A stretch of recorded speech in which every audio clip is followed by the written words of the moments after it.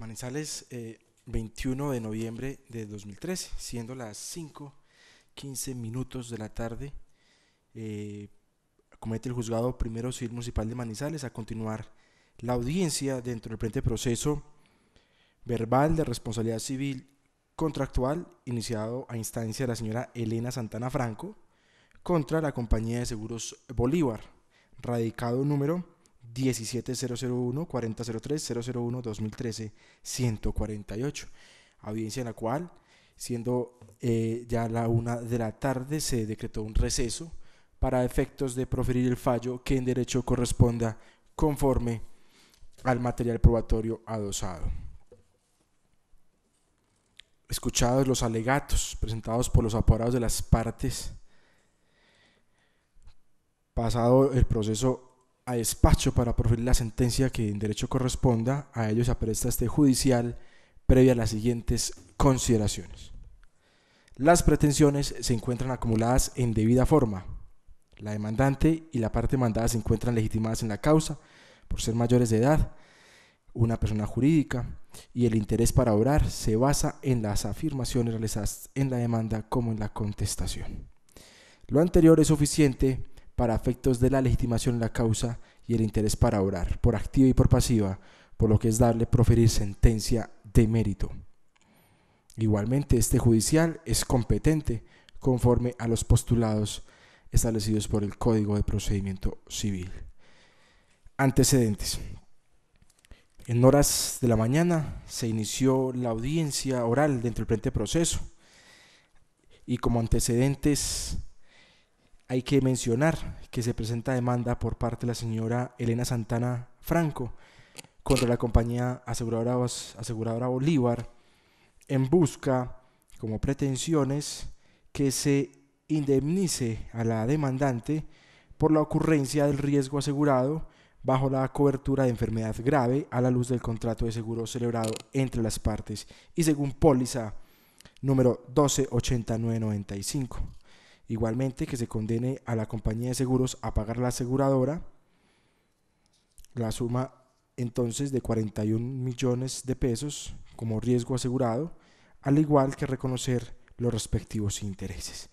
Para fundamentar esas pretensiones se aduce que entre Seguros Bolívar y la señora Elena Santana Franco existe un contrato de seguro en la cual obró como intermediaria la señora Dora Inés Botero Ángel, y en virtud del cual se adquirió un contrato de seguro de vida con la póliza número 1280995, cuya vigencia inicial fue desde el 23 de septiembre de 2010 al 23 de septiembre del 2011. Se aduce que según la historia clínica de la demandante con fecha del 1 de febrero de 2011, se le diagnosticó un linfoma no Hodgkin o cáncer, enfermedad grave que dio lugar a las quimioterapias y además tratamientos. En virtud de ello, se solicitó por parte de la señora Elena Santana se cubriera la indemnización prevista en el seguro, a lo cual la compañía el 12 de marzo de 2012 le negó en virtud a la existencia de una nulidad relativa en virtud a una reticencia o inexactitud al momento de diligenciar el estado del riesgo. En virtud de ello se afirma también que se acudió a una reconsideración, la cual fue negativa por parte de la aseguradora. También se aduce que hubo una renovación del contrato de la póliza como tal del 23 de septiembre de 2012 al 23 de septiembre del 2013, la cual se encuentra vigente, se afirma en la demanda. Admitida la demanda y notificado el demandado, se propusieron varias excepciones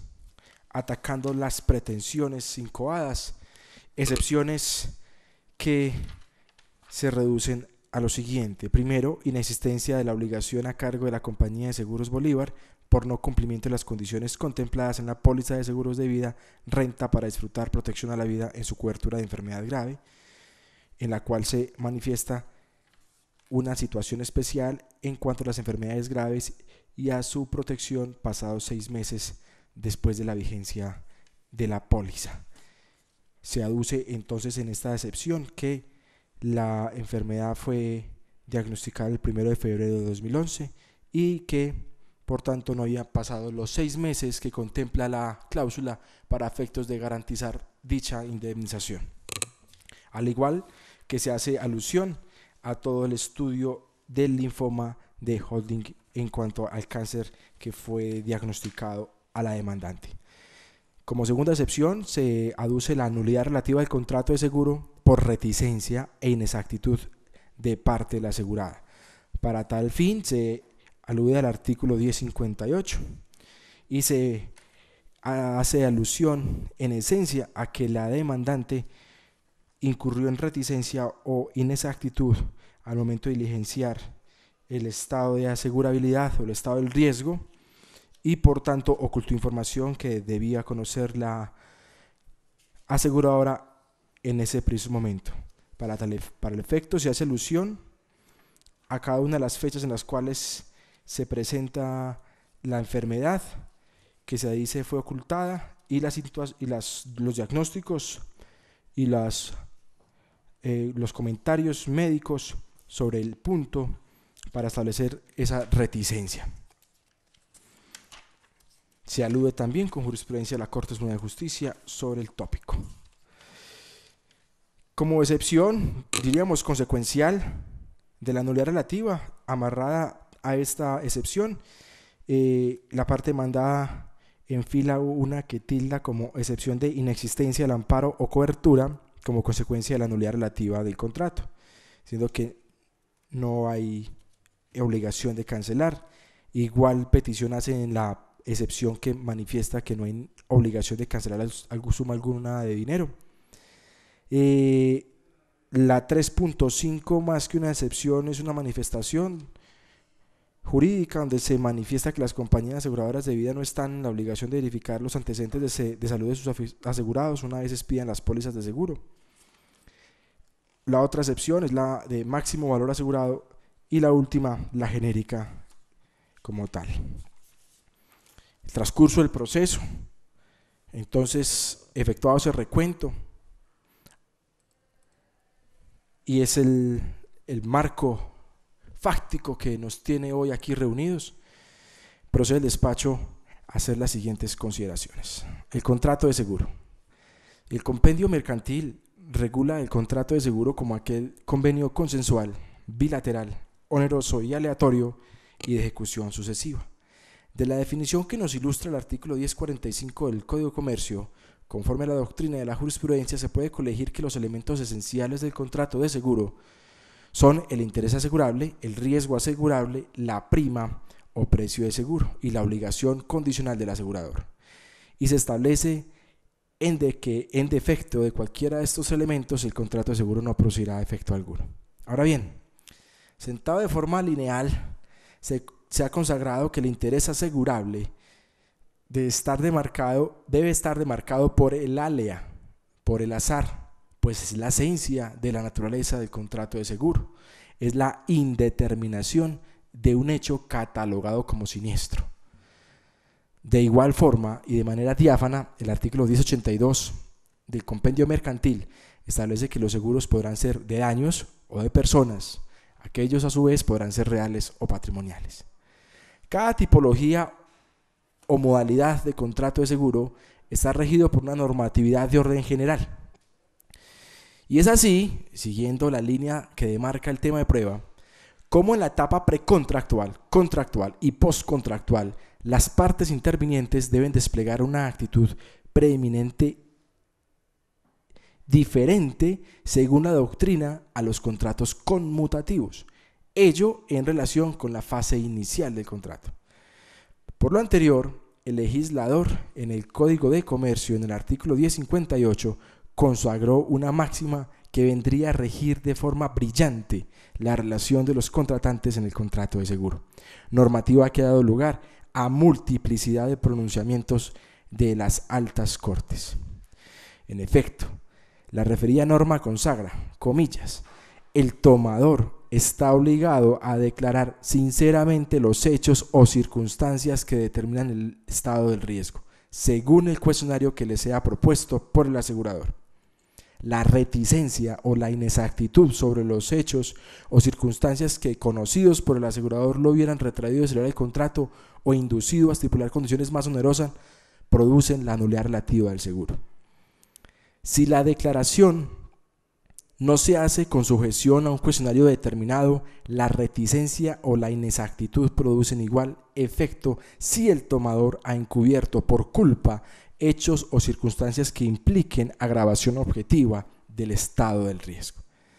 Si la inexactitud o la reticencia provienen del error inculpable del tomador, el contrato no será nulo, pero el asegurador solo estará obligado, en caso de siniestro, a pagar un porcentaje de la prestación asegurada equivalente al que a la tarifa o la prima estipulada en el contrato represente respecto de la tarifa o la prima adecuada al verdadero estado del riesgo, excepto lo previsto en el artículo 1160.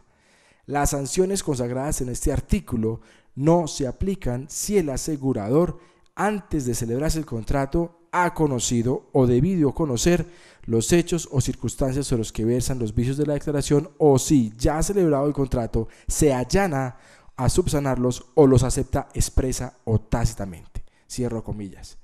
Esta norma regula ni más ni menos que la figura de la reticencia o inexactitud de la información suministrada por el tomador al momento de la declaración precontractual del estado del riesgo. Punto cardinal y neurálgico de unas excepciones que edifican la resistencia de la compañía de seguros aquí demandada.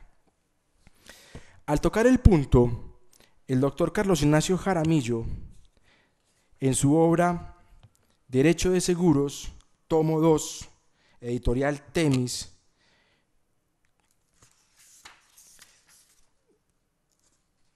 del año 2013, de la Pontificia Universidad Javeriana, editoriada también por Temis, en la página 649 a 650, y al tocar el tema, expone lo siguiente: conocedor de la mecánica inherente a la formación del contrato de seguro, el legislador colombiano, en el artículo 1058 del Código de Comercio, consagró uno de los deberes de mayor relevancia en la esfera asegurativa, a emulación de lo acontecido en el régimen abrogado en el derecho comparado. Nos referimos a la declaración precontractual del estado del riesgo, que por imperativo legal recae privativamente en cabeza del candidato tomador, o asegurado, como suele denominarlo un sector de la doctrina especializada, que tiene la virtualidad de traducirse según circunstancias en la parte o extremo de la relación jurídica asegurativa. Dichas circunstancias, entre otras más, justamente atañen a la legítima posibilidad de que el asegurador, enterado cabalmente de las condiciones extrínsecas e intrínsecas inmanentes del riesgo asegurado, como también se le conoce, pueda evaluarlas consciente y libremente, con la finalidad de explicitar su intención de celebrar el respectivo contrato, o por el contrario, de inhibirse de hacerlo por considerar que las mismas directa o indirectamente desbordan los patrones técnico-financieros cualificadores de la disciplina asegurativa, de acuerdo con los dictados de la libertad contractual, rectamente entendida como se debe uno de los postulados que informan desde hace varias centurias al derecho privado en general y que irradia por lo demás todos los sistemas jurídicos. Se resalta del libro del doctor Jaramillo el siguiente párrafo: así las cosas, comillas, teniendo en cuenta que la declaración de voluntad del asegurador en gran medida se encuadra subordinada a la fidelidad de la información suministrada por el candidato a tomador, declaración de ciencia o conocimiento, se entiende plenamente que el legislador sancione en forma adecuada la pretermisión del deber u obligación ya descrita, con miras a restablecer el equilibrio contractual roto o afectado por la conducta, muy censurable, tanto más que cuando la entidad aseguradora en desarrollo de la dinámica contractual aludida en líneas anteriores está a merced de su futuro contratante, puesto que debe partir de la sinceridad y exactitud de las revelaciones formuladas. Ello explica la especialidad del régimen correctivo y sancionador propio del contrato de seguro, de suyo más intenso y exigente que el predicable de la generalidad de los contratos, dueños de una estructura, de una configuración y de una dinámica o metodología negocial disímil. Bajo tal tamiz, resulta totalmente razonable que el legislador colombiano haya impuesto tan valiosa y trascendental labor al tomador o asegurado, pues de él depende ni más ni menos que la existencia purificada de un contrato que efectivamente en el momento del riesgo obligue a la aseguradora. Por ello, ante el quebrantamiento del deber de declarar de forma precisa, sincera, leal, veraz y con una actitud ajustada a la probidad, es que emergen las sanciones consagradas en el dispositivo normativo descrito, que son básicamente dos. En primera medida, la nulidad relativa del contrato y en segundo lugar, la reducción proporcional de la indemnización, esta última cuando se demuestra la existencia de un error inculpable en el tomador. Según el profesor Jaramillo, en la obra cita, una actitud contraria, abro comillas, no solo vulneraría la adamantina presunción de buena fe que campea en nuestro sistema jurídico, sino que entorpecería de manera tal la operación asegurativa que la haría impracticable, ineficiente, por lo menos sustancialmente más costosa por los controles que el asegurador tendría que asumir en ordenar a constatar para comprobar con lujo de detalles la veracidad de lo informado, en franca contravía, además de la celeridad en la negociación contemporánea propia de una sociedad de consumo como la nuestra, engastada en una economía de mercado con todo ello apareja la praxis. Ahora, la misma norma, cierro comillas, la misma norma consagra los supuestos fácticos de la inoperancia y de la reticencia. Cuando no opera la reticencia, y ello emerge cuando la aseguradora conoció o debió conocer los vicios que se configuran en la declaración de asegurabilidad, o igualmente cuando ya celebrado el contrato se allana a subsanarlo o los acepta expresa o tácitamente. Vistas estas consideraciones, pasa el despacho al asunto sometido al escrutinio de la jurisdicción y al caso concreto. La demandante solicita el reconocimiento y pago de la indemnización a la que afirma tener derecho al haberse configurado el riesgo asegurado, como lo es haber padecido de enfermedad grave. Para ello asegura que no incurrió en inexactitudes al momento de firmar el cuestionario puesto por la compañía de seguros Bolívar,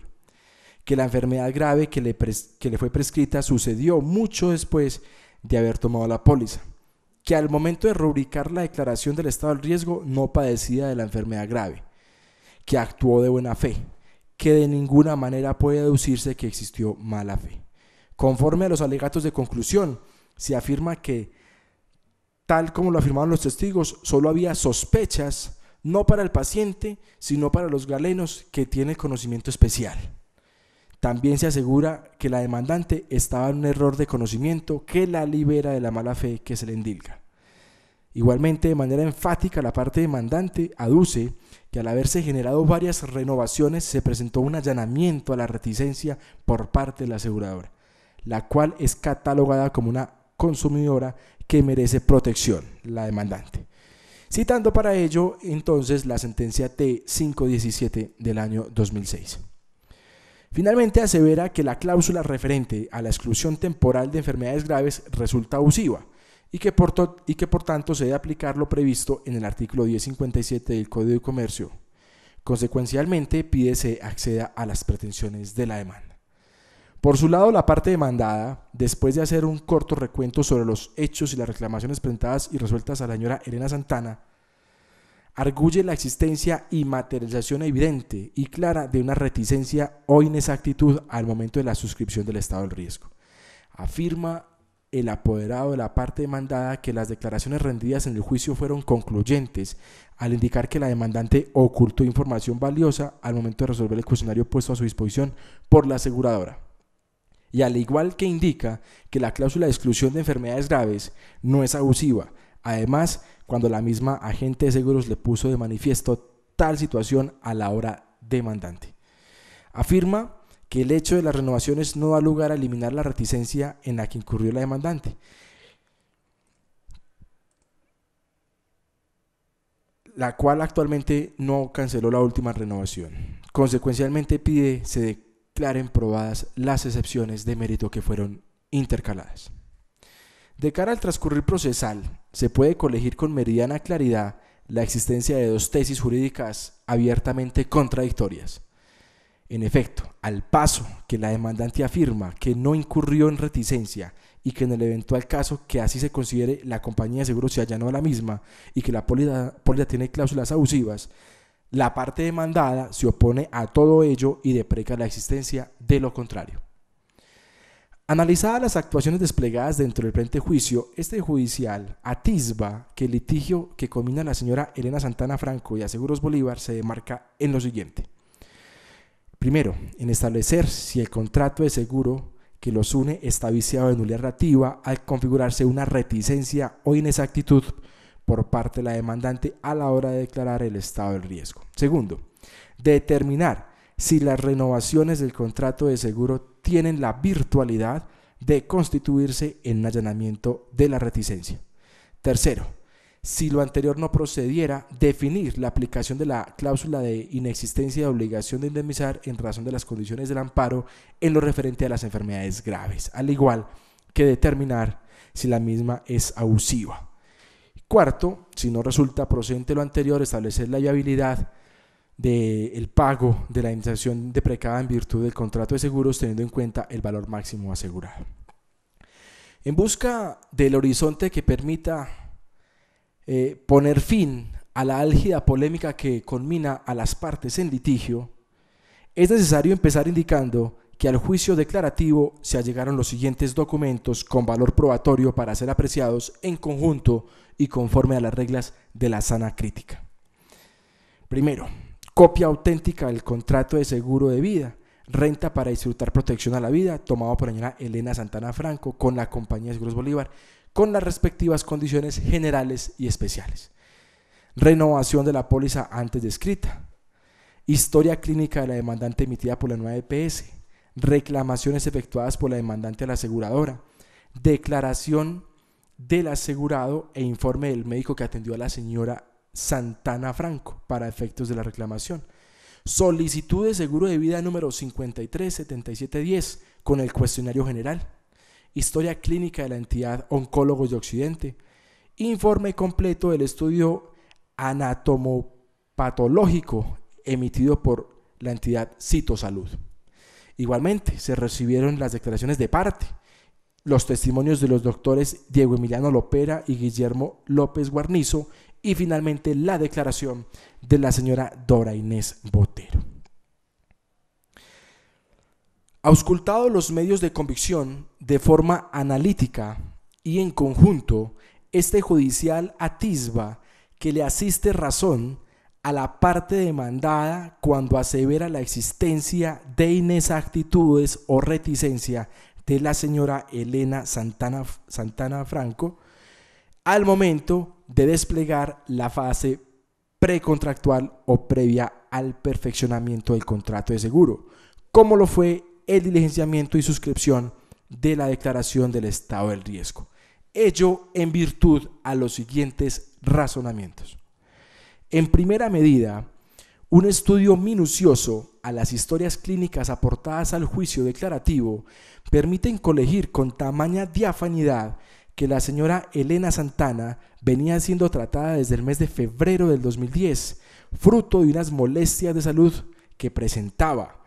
y conforme se colige a folio 374 del cuaderno principal, la demandante el día 30 de junio del 2010 presentaba presencia de, comillas, adenopatía dolorosa en el triángulo posterior, cierro comillas,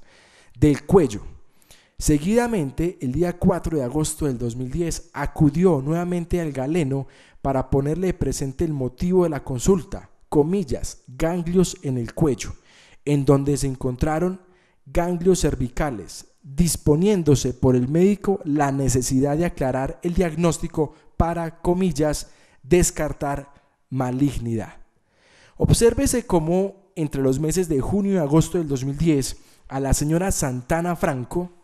se le informó sobre la presencia de unos ganglios y que era necesario aclarar el diagnóstico precisamente para descartar una malignidad, germinando en ella la conciencia y el conocimiento, que si bien es cierto, está plasmado en un lenguaje técnico, no lo es menos que no le impedía el día 14 de septiembre del año 2010 poner de presente a la aseguradora dichas situaciones cuando se aprestaba a diligenciar el cuestionario que, conforme al ordenamiento jurídico y como se dejó visto, comprende el andamiaje esencial para que el consentimiento de la aseguradora no surgiera con vicios u oscuridades que atenten contra el equilibrio que caracteriza dicha relación negocial.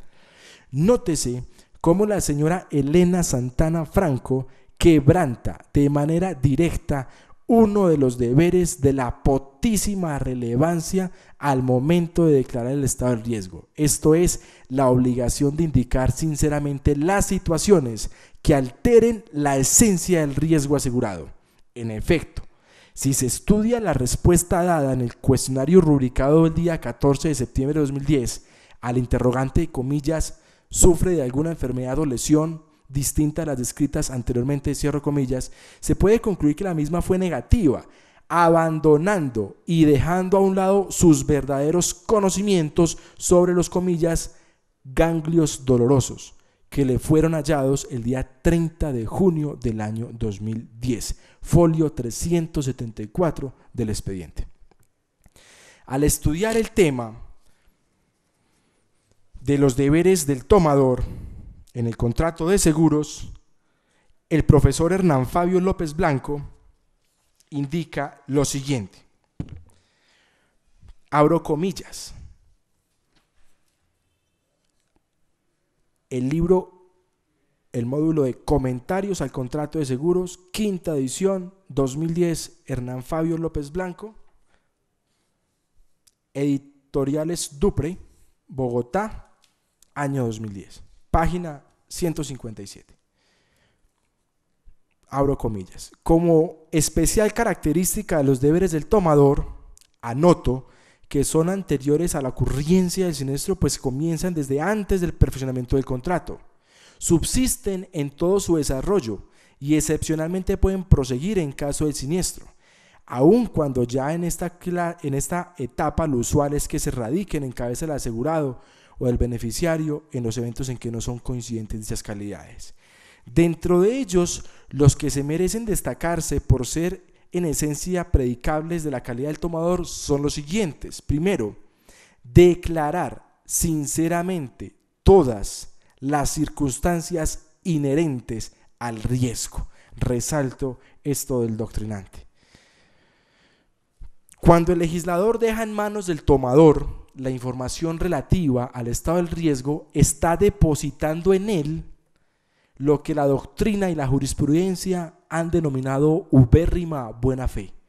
que si bien debe brillar en todos los contratos, en el convenio de seguros algunos lo suben de escalafón piramidal,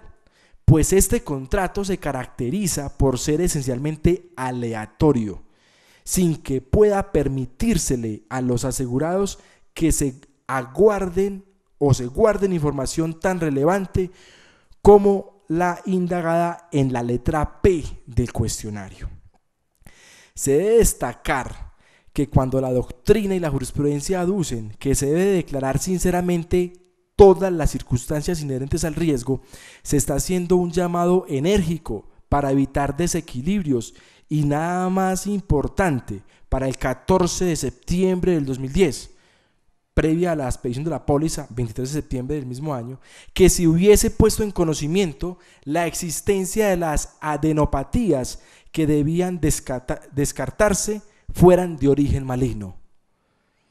En Providencia del 25 de mayo del 2012, que recoge lo expresado en sentencia del 1 de septiembre del 2010, en el expediente 2003-400-01, la Sala de Casación Civil de la Corte Suprema de Justicia indicó lo siguiente, abro comillas: la información suministrada en los cuestionarios que se responden en el umbral de la relación aseguraticia permite que la aseguradora conozca la extensión de riesgos que va a asumir en virtud del contrato, los cuales tienen importancia jurídica porque determinan o precisan el límite de las obligaciones recíprocas de los contratantes. Cuando el asegurador en esos cuestionarios hace una pregunta, esta tiene el sentido de que el hecho a que se refiere es considerado por él como esencial para determinar su consentimiento en el contrato. En cambio, otros hechos que el asegurador pasa en silencio deben considerarse como que no tienen importancia para él, según experiencia en la materia de los riesgos sobre que versa el seguro. El artículo 1058 del Código de Comercio ha sido analizado como aplicación específica del principio de buena fe inherente al contrato de seguros, pues esta modalidad negocial supone que el interesado declare sinceramente cuál es el nivel de riesgo que asumirá la entidad aseguradora, como quiera que esa manifestación estructura la base del consentimiento acerca de la concesión del amparo, y no solo eso, contribuye a establecer el valor de la póliza en función de la probabilidad estadística de que el riesgo asegurado acontezca. Continúa la Corte. Así las cosas, en el contrato de seguro, la exigencia de ubérrima buena fe aumenta en grado superlativo, pues como ha dicho la Corte, en materia de este negocio jurídico, la protección de las partes que concurren requiere el máximo de transparencia posible, de modo que las decisiones se tomen con plenitud de información relevante. De esta manera, un contratante no puede quebrar la igualdad ni tomar ventaja de la ignorancia del otro, especialmente si la ausencia de información de uno de ellos está originada en el silencio del otro, que oculta información disponible, informando que por ser esencial debe brindarse oportuna y cumplidamente. En la etapa importantísima de formación del contrato de seguro, cuando el asegurador se apresta a brindar la protección, está a merced del asegurado, pues normalmente para estimar el estado del riesgo, aquel requiere de información, de ordinario reservada, puesto que la salud personal viene a estar asociada a la intimidad del asegurado. En suma, la cabal estimación de los riesgos que habría de cubrir el contrato de seguro, la decisión del asegurador de celebrarlo y aún la de liquidar la prima correspondiente obedece prioritariamente, en palabras de la Corte, a las atestaciones que al respecto asiente el tomador, quien en tal virtud ha de decir todo lo que sabe, de modo que la lealtad, exactitud y esmero de éste en el cumplimiento de ese deber resultan indispensables para el anotado fin, a la vez que la transgresión de las señaladas reglas de conducta aparejan consecuencias de diverso orden, entre ellas la de afectarlo con la nulidad relativa, como ya fuera demostrado. Continúa la Corte. No importan, por tanto, los motivos que hayan movido al adquirente para comportarse sin fidelidad a la verdad, incurriendo con ello en grave deslealtad, a su vez propicia el desequilibrio económico en relación con la prestación que se pretende de la aseguradora, cuando se ha inquirido para que dé informaciones objetivas y de suficiente entidad que le permitan a ésta medir el verdadero estado del riesgo, sea cual haya sido la razón de su proceder, con intención o con culpa. Lo cierto es que la conciencia de su actuar afecta la formación del contrato de seguro, por lo que la ley impone la posibilidad de invalidarlo desde su primera y desde su misma raíz.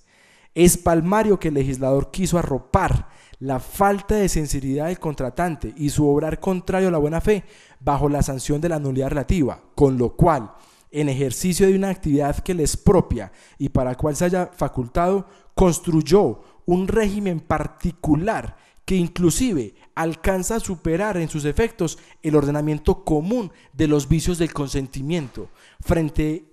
frente al que, tal como fue instituido en el citado artículo 1058, no puede el intérprete hacer distingos u observándose que el vicio se genera independientemente de que el siniestro finalmente no se produzca como consecuencia de los hechos significativos, negados u ocultados por quien tomó el seguro. Por supuesto que no podía ser de otra forma, en tanto las inexactitudes o omisiones del asegurado en la declaración del estado del riesgo se deben sancionar con la nulidad relativa del contrato de seguro, salvo que, como ha dicho la jurisprudencia, dichas circunstancias hubiesen sido conocidas del asegurador o pudiesen haber sido conocidas por él, de haber desplegado el deber de diligencia profesional inherente a su actividad. Hasta aquí las palabras de la Corte Suprema de Justicia. Ahora bien, como si lo anterior no bastara, en atención de consulta del 7 de septiembre del 2010, esto es, 8 días antes de haberse suscrito el estado de asegurabilidad,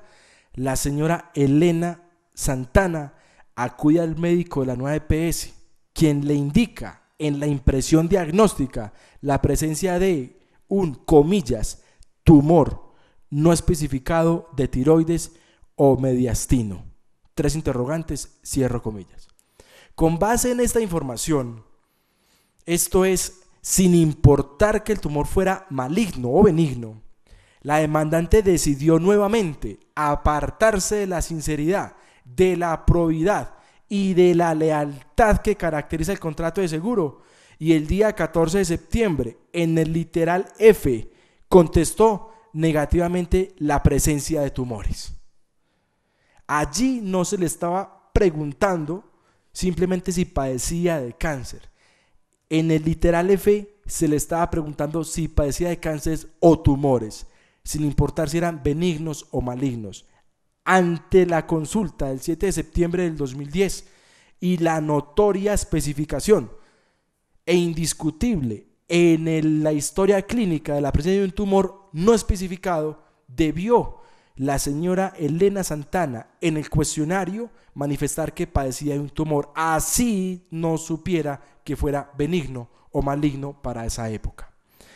Si bien es cierto, la demandante se encontraba en etapa de impresiones diagnósticas, no lo es menos que esta información era cardinal, de importancia para la aseguradora, para los efectos de la naturaleza del contrato que se aprestaba a realizar.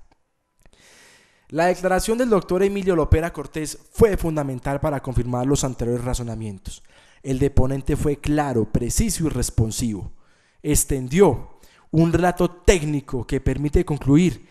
que cuando se llega a la entidad Oncólogos de Occidente es porque el médico tratante ya ha vislumbrado la existencia de una situación de orden compleja. Igualmente confirma que la paciente le indicó que los síntomas aparecieron 5 meses atrás,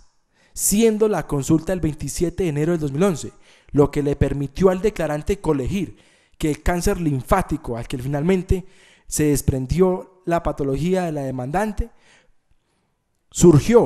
emergió, tuvo su génesis a mediados del mes de agosto del año 2010, antes de diligenciar la declaración del riesgo. Información que hubiese sido de suma importancia, se reitera, para la aseguradora al momento de rubricar ese estado del riesgo.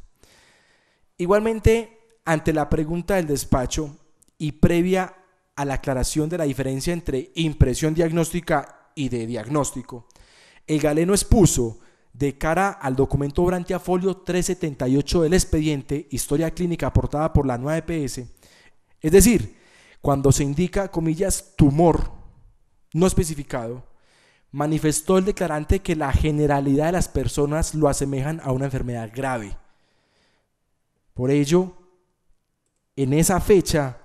no es posible que la demandante haya ocultado por lo menos que tenía un tumor, sin saber si era benigno o maligno. La pregunta era general,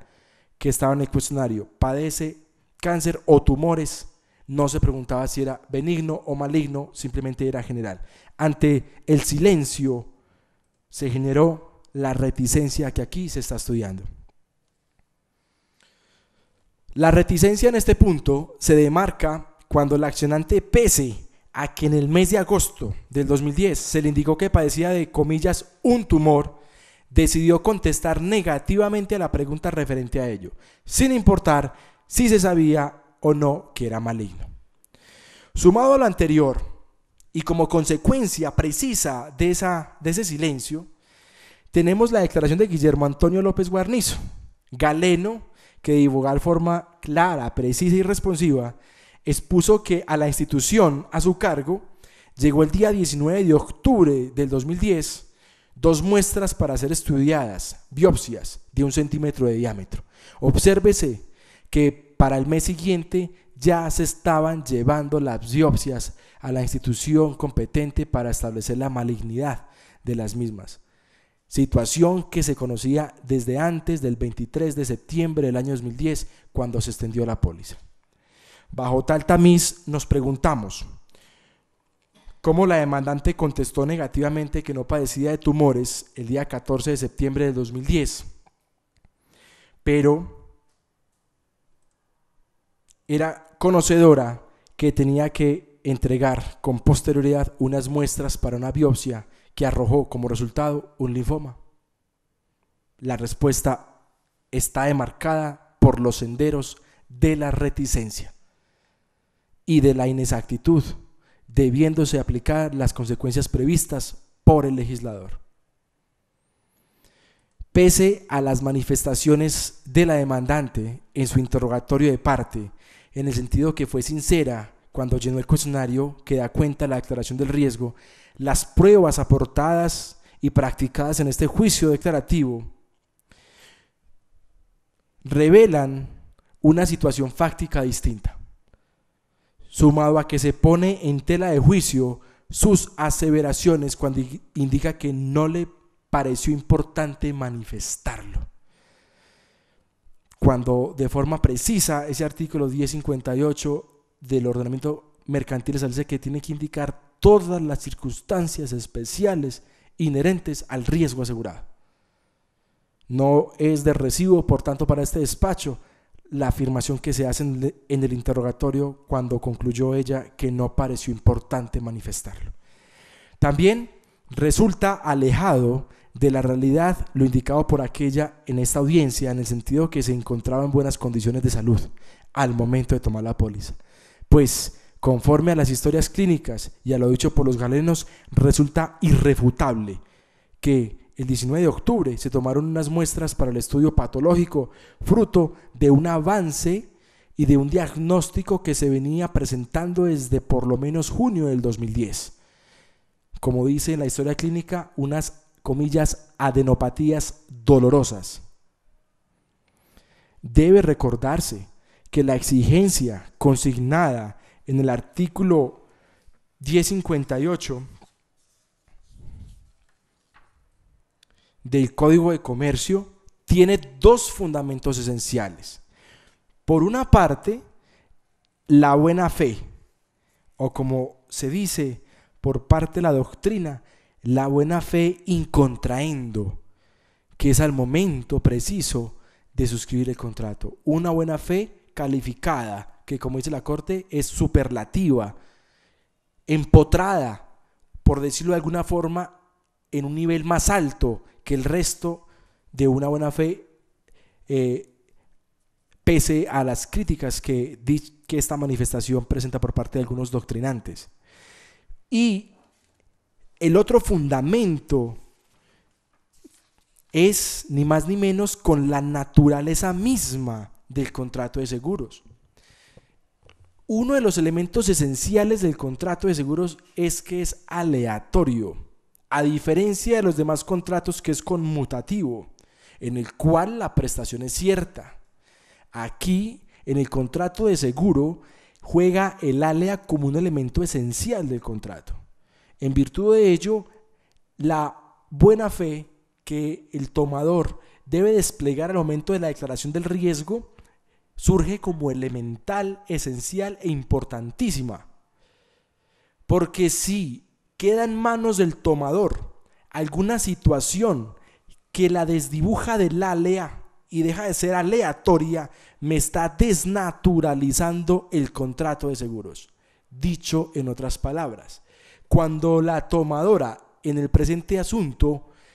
guarda la información que viene desde junio con las adenopatías y con lo que se estableció el 7 de septiembre del año 2010 en lo referencia a un tumor no especificado, y guarda esa información para sí, sabe de antemano, ocultando la información, que el contrato ya no va a ser tan aleatorio y que va a haber una prestación muy clara y precisa por parte de la aseguradora, que de haberlo conocido o se hubiera retraído de contratar o hubiera modificado la prima como tal. Al haberse guardado esa información y manejarla a su favor, desdibuja el elemento esencial del contrato de seguros, como es el ALEA, y ya deja en ella algo seguro, convirtiendo el contrato de seguros no en aleatorio, sino en una especie de contrato conmutativo, desdibujando, desnaturalizando de forma precisa la naturaleza del contrato.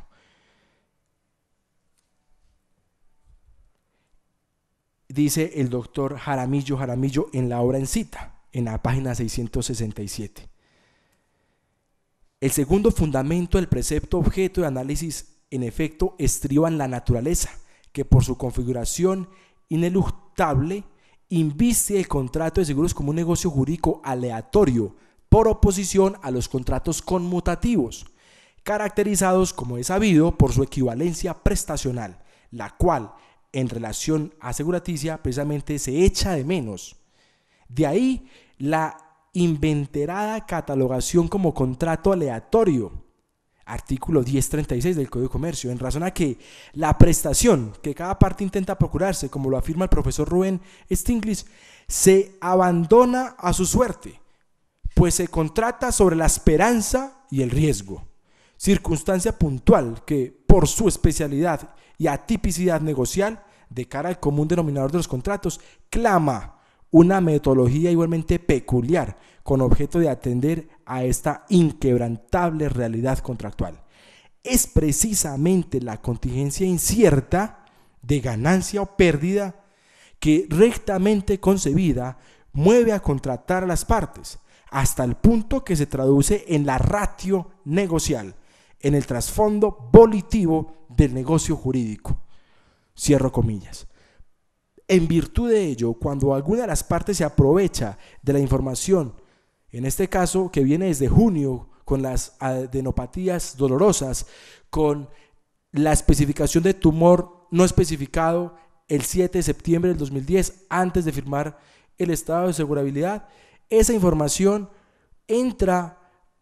a jugar un papel importante en favor del tomador, en donde el riesgo ya no deja de ser tan incierto y pasa a ser tan claro y tan preciso, que ni más ni menos que en octubre del 2010, y en virtud a las tomas de las biopsias, y posteriormente en noviembre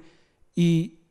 enero y febrero del año 2012, se concluyó la existencia del linfoma, que es el cáncer que se está reclamando como enfermedad grave.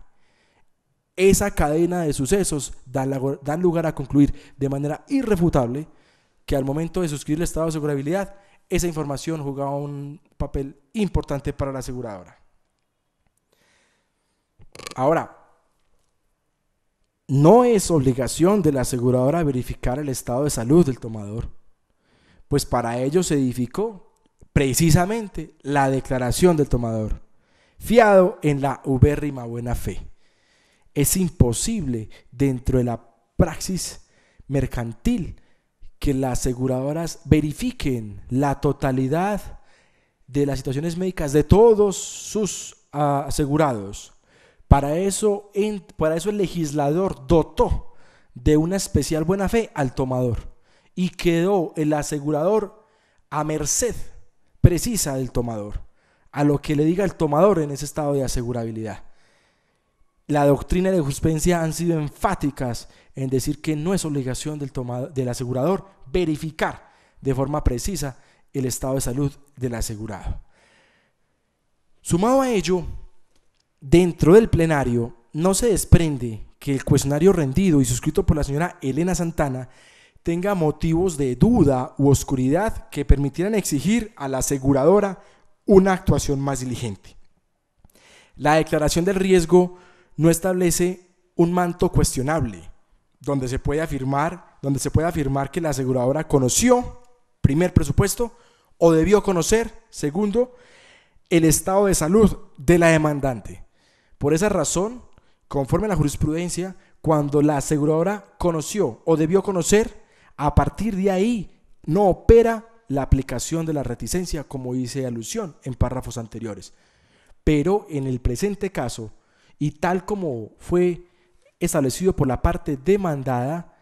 al preguntarse sobre si establecía alguna situación de manto de duda en el cuestionario, contestó que no, en virtud de que se tenía como presupuesto esencial la buena fe del tomador. En virtud de ello, este judicial no observa que la aseguradora haya conocido ni debido conocer en el momento precontractual sobre el estado de salud de la demandante. Sumado a lo anterior, la demandante en el interrogatorio de parte rendido a este despacho de forma clara y precisa manifestó que no suministró información física en documentos a la aseguradora sobre su historia clínica. Simplemente adujo que al suscribir el estado de asegurabilidad, allí se establecía que la aseguradora podía verificar el estado de salud, pero eso no implica que la aseguradora esté obligada a verificar ese estado de salud, porque para eso tiene la declaración de asegurabilidad del tomador. Al tocar el tema, la Sala Civil Familia del Honorable Tribunal Superior de Manizales, en sentencia del 18 de marzo del 2011, adujo lo siguiente, citando igualmente a la Corte Suprema de Justicia.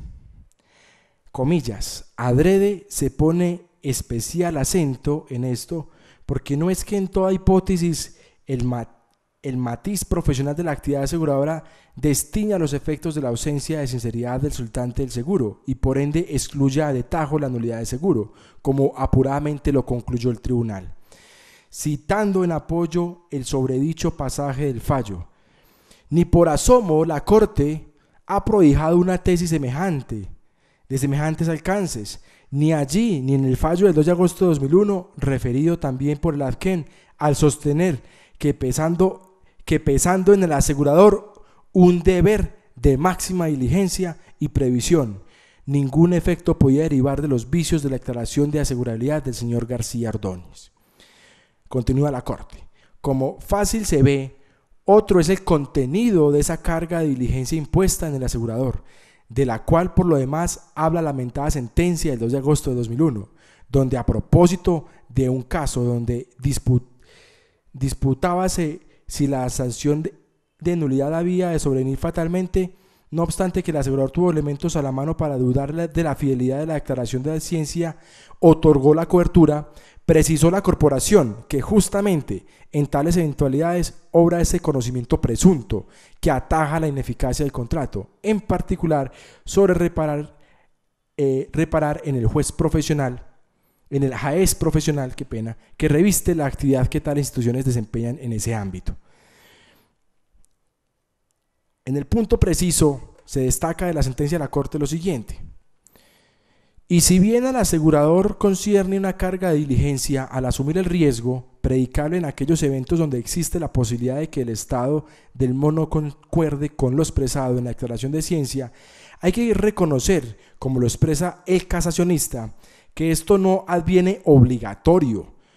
cual equivocadamente lo anduvo sosteniendo el tribunal, descontextualizando el pensamiento jurisprudencial que viene expuesto en los fallos aludidos en esta decisión. Así que primero era menester evaluar la forma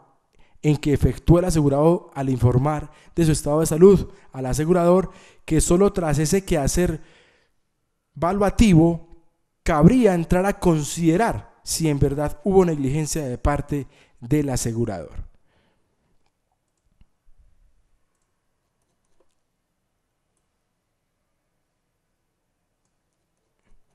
En esta sentencia del Tribunal Superior de Manizales, con ponencia del doctor Álvaro José Trejos Bueno, se concluye lo siguiente, comillas, en suma, después de citar a la Corte, para establecer que la aseguradora debió conocer sobre los hechos imprecisos o engañosos, es menester que en la fase precontractual hayan elementos de juicio que indiquen a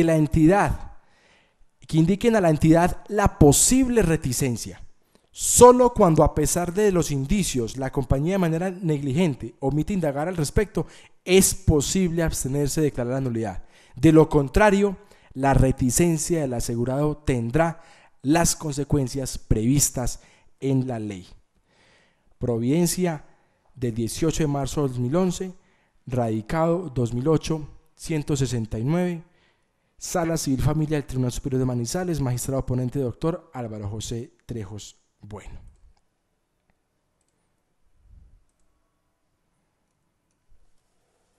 Ahora bien, en lo referente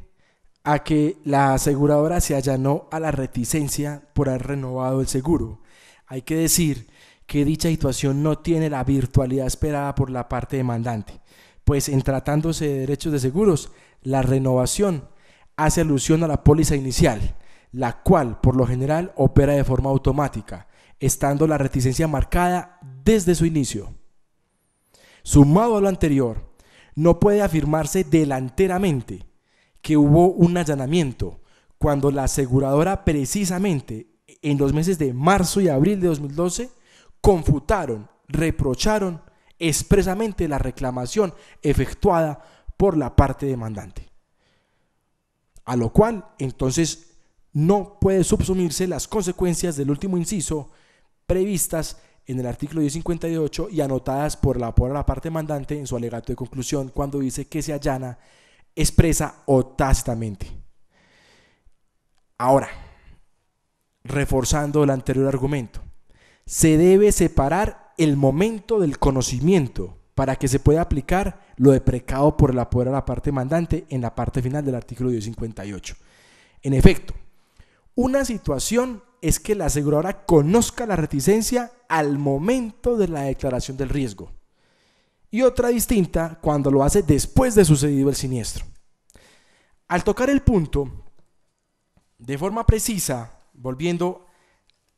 al profesor López Blanco, y de forma precisa en lo referente a las formas de alegar la reticencia o inexactitud, se hace esa diferencia.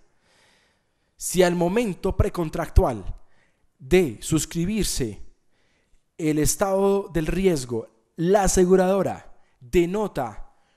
una situación de inseguridad, de oscuridad, de dudas sobre la información allí suministrada, conforme a la jurisprudencia de la Corte, no se podría luego alegar nulidad relativa, porque nace y emerge en ella la obligación de verificación, en virtud a la posición de evitar una posición dominante, tal como lo manifestó la parte demandante en su alegato de conclusión. En este proceso, este judicial no vislumbra en el estado de asegurabilidad aportado que haya algún manto de duda sobre la situación, por tanto no se establece en el primero de los supuestos. El segundo supuesto se da cuando la aseguradora conoce,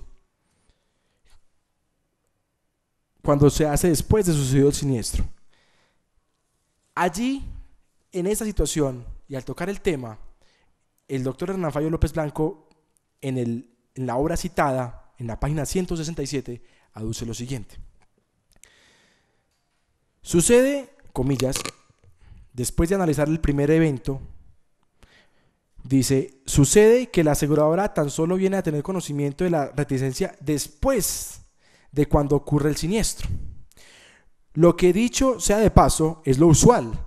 debido a que es en presencia del mismo cuando se realiza una investigación exhaustiva del caso, incluyendo los antecedentes de su contratación. En ese evento podrá alegar la misma dentro de las objeciones que formule la reclamación que usualmente se le presenta. Y si llega a ser demandada, propondrá la nulidad relativa como excepción perentoria dentro del proceso correspondiente, dentro del correspondiente proceso, con el fin de obtener su exoneración de responsabilidad.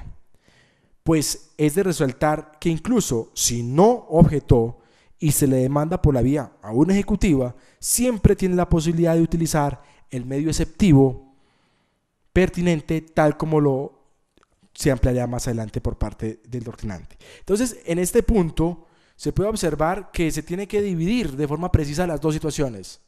Una situación es cuando se da el momento del estado de seguridad y otra es en el transcurso de la póliza, y es allí donde la aseguradora conoce y por eso objeta, después del estudio que se hace, objeta la reclamación con base en la historia clínica y por ello no puede decirse que hubo un allanamiento expreso, porque al contrario hay un reproche a la reclamación, y la renovación, como se dijo, viene dándose con respecto a la primera póliza que, como se manifestó, hace alusión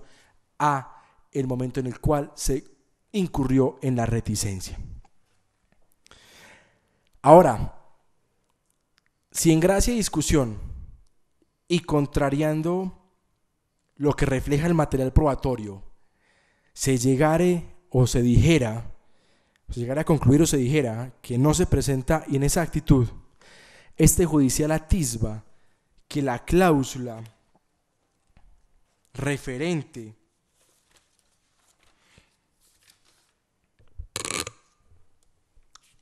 a condición primera de amparo, que está establecida en anexo de enfermedades graves e invalidez, y donde se consagra que la póliza no entrará en vigencia precisa para esas enfermedades sino pasados 6 meses, esa cláusula, conforme a lo manifestado por los galenos tratantes, no resulta tan abusiva, o mejor dicho, no resulta abusiva. Conforme a las declaraciones de los galenos, es precisamente en ese tipo de enfermedades, y de forma precisa, lamentablemente en el cáncer, donde hay un periodo, por decirlo de alguna forma, en términos sencillos, un periodo como de incubación o de desarrollo de la enfermedad. Y precisamente lo que se está resguardando es que sea realmente aleatoria el riesgo asegurado, y que en ese paso de los 6 meses, precisamente si se muestra efectivamente la enfermedad, no va a quedar cobijada por la póliza como tal. Ahora, frente a la réplica que se hace que no fue firmada dicho anexo, hay que decir que cuando se firma la póliza, cuando se extiende la póliza general, la misma contiene y hace referencia, tanto en las renovaciones como en la misma póliza, a esas condiciones generales y especiales, y se remite de forma indefectible a esas condiciones especiales, las cuales, conforme al interrogatorio de parte, estuvieron en mano de la parte demandante, la cual en el interrogatorio de forma contradictoria manifestó haberlas leído todas, salvo y únicamente la que precisamente hablaba de la exclusión de las enfermedades graves después de la vigencia de la póliza. Bajo tal entendido, esa cláusula como tal no puede entenderse como abusiva, pues precisamente está resguardando lo que se avista, lo que está es resguardando el alea para evitar que sea tan cierto ese riesgo que se está asegurando. En virtud de ello, y acudiendo al artículo 1057 mencionado por la parte demandante, como la cláusula prevista por las partes, si bien es un contrato de adhesión, no fue objetado por la parte demandante, es más, la testigo Dora Inés, de forma precisa manifestó acá que le puso de presente dicha situación también a la señora Elena Santana. Esa cláusula como tal tiene vinculación, y en virtud del artículo 1057, que establece que en defecto de estipulación, ahí encontramos que en defecto de estipulación, aquí hay estipulación, y por tanto la vigencia para las enfermedades graves era como está en la cláusula, la cual, conforme a lo previsto en el material probatorio. Si la enfermedad se diagnosticó en febrero, de forma precisa, como lo afirma la parte demandante y como fue aquí dilucidado en el material probatorio, no transcurrieron más de 6 meses después de extendida la póliza, dando lugar en consecuencia a que este judicial, si en grado de esa discusión se llegara luego a manifestar que no habría reticencia, situación que considero no es procedente en virtud a lo que se ha discurrido en esta audiencia, la cláusula pactada por las partes impide igualmente el pago de la indemnización reclamada. Finalmente, en cuanto a la sentencia T517 del 2006, observa este judicial que la misma hace alusión a un supuesto fáctico totalmente distinto y diferente al estudiado en el sublite. La sentencia T517 de 2006, cuya estudio y aplicación de preca la parte demandante, hace alusión a precisamente a los límites derivados del deber de solidaridad, a los límites de la autonomía privada y a la entidad aseguradora, y efectivamente defiende como de forma precisa a los consumidores dentro del sistema financiero, el sistema aseguraticio, pero en virtud al precedente judicial y a las fórmulas del precedente como tal, dicho supuesto fáctico no compagina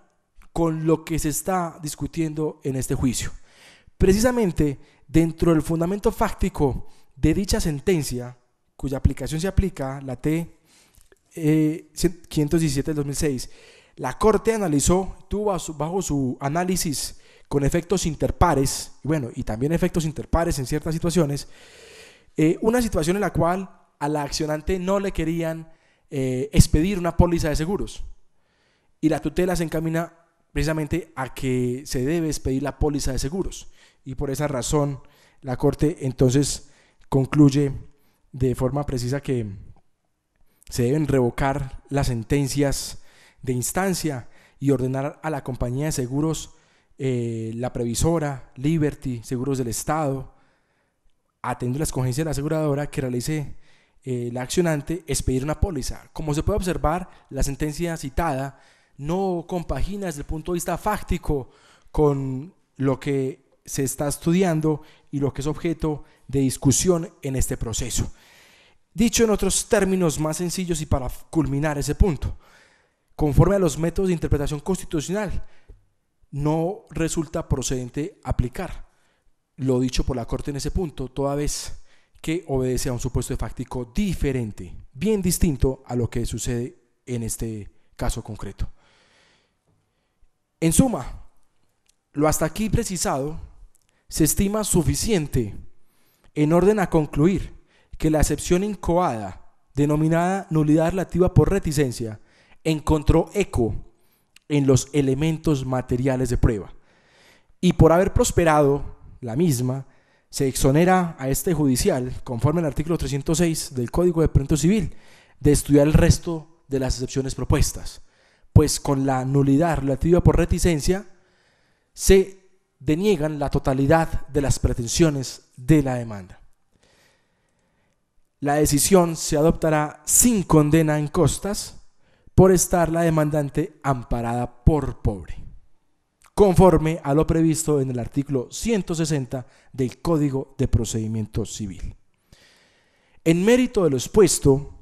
el Juzgado Primero Civil Municipal de Manizales, administrando justicia en nombre de la República y por autoridad de la ley, falla, primero,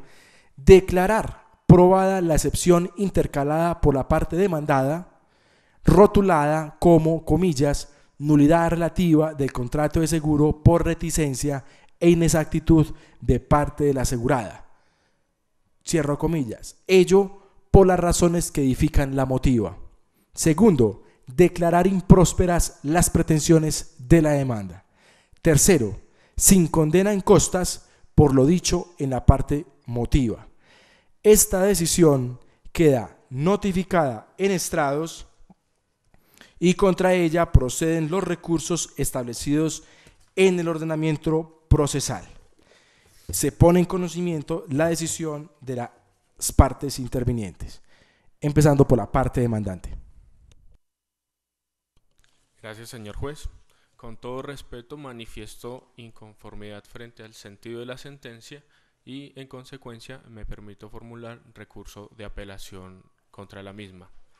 Para el efecto, me permito manifestar los siguientes argumentos como sustentación del recurso, si a bien usted lo tiene.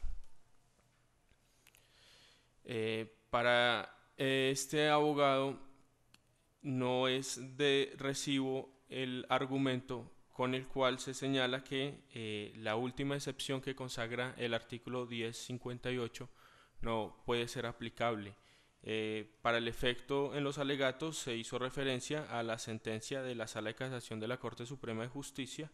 del día 18 de octubre de 1995, que reza literalmente lo siguiente: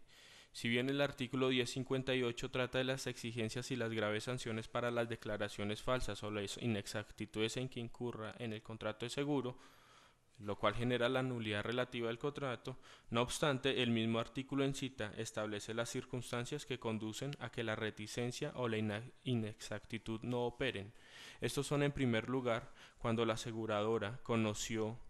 o debió conocer antes de celebrarse el contrato los hechos o circunstancias que versan sobre los vicios de la declaración, y en segundo lugar, el cual tiene aplicación en el presente caso, es cuando después de celebrado el contrato la aseguradora tiene conocimiento de la reticencia o la inexactitud en que incurrió el tomador y guarda silencio, únicamente lo objeta. Se entiende que lo allana, lo acepta, evento en el que tampoco puede negarse la nulidad del negocio jurídico, pues lo lógico es que tan pronto la aseguradora conozca las circunstancias que lo indujeron al error, no esté dispuesta a continuar con el contrato y tome las medidas del caso, pero no que nada diga, que guarde silencio en adelante y que espere a que ocurra el siniestro para alegar la reticencia o la inexactitud, porque como quedó dicho, con su silencio allanó al vicio, allanó el vicio. Por tanto, no es de recibo los argumentos con los cuales expresan que las renovaciones del contrato de seguro no generan este tipo de excepción, por cuanto si bien se renueva automáticamente el contrato de seguro, se hace con las mismas características inicialmente y en cualquier momento la aseguradora pudo haber manifestado su deseo de extraprimar a la asegurada, de generar mayores garantías para ella en las respectivas renovaciones. Es que en gracia de discusión si se observa, en caso de que la señora Elena Santana llegase a fallecer, cuando sus beneficiarios efectúen la respectiva reclamación, se le expondrá este mismo elemento que aquí se ha generado, que es la reticencia. Por tanto, era deber de la aseguradora haber demandado la nulidad del contrato o manifestarse en el sentido de no desear continuar en el contrato o hacerlo en forma diferente, más no manifestar que continúa el contrato con el mismo valor y en los mismos términos. Ahora, respecto a la falta de firma que se alegó en cuanto al anexo de enfermedades graves, me permito respetuosamente citar al profesor Carlos Ignacio Jaramillo en el texto de Derecho de los Seguros tomo 2 de la editorial Temis del año 2013, que en la página 579 él manifiesta la fijación de requisitos mínimos de información previa y claridad, presupuestos de las condiciones generales de la contratación, con el plausible propósito de evitar racionalmente que un asegurado, cuando desea contratar con un determinado asegurador, no lo haga en forma inconsciente, es decir, sin conocimiento de causa. Caros axiomas de estirpe tuitivo aconsejan, por una parte, que conozca previamente el contenido del clausulado que gobernará su relación negocial, y por otra, que debe ser claro e inteligible. Ello explica que un importante número de legislaciones compenetradas con los criterios señalados exigen que previamente a la celebración del contrato, el asegurado deba estar en capacidad real y no nominal de conocer y examinar detenidamente el clausulado respectivo, a lo que se suma la prenotada carga de claridad, regla de suyo fundamental en materia de un contrato signado por su complejidad y por su acentuado tecnicismo. En tal virtud, cierro comillas, en tal virtud puede observarse que si